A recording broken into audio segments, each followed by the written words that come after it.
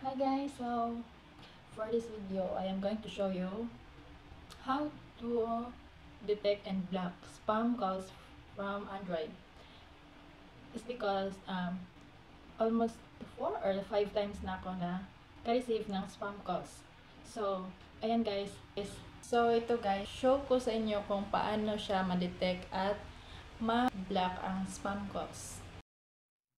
So, ayan siya guys. O, nandito na tayo sa aking contacts. Makikita natin ang mga spam o may nakalagay na spam. At yung iba naman naka-block na.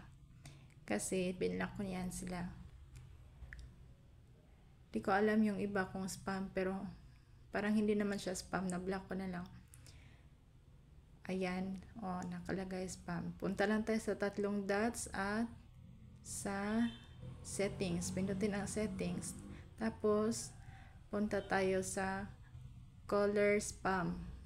See caller spam.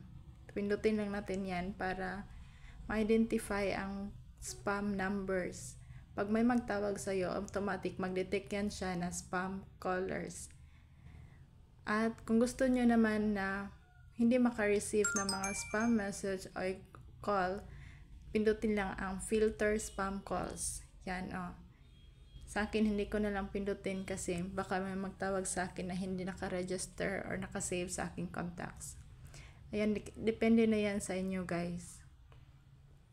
So, ayun lang siya. Yan o, ang mga naka-block na mga numbers. Marami na ako na-block. Pwede rin yan i-on ang unknown para hindi kayo maka-receive ng unidentified callers or hindi mga naka-save na numbers.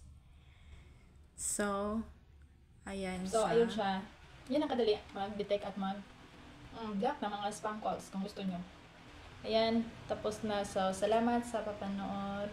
Sana may natutunan kayo sa aking short video. Bye-bye. See you guys. Please like, share, and subscribe.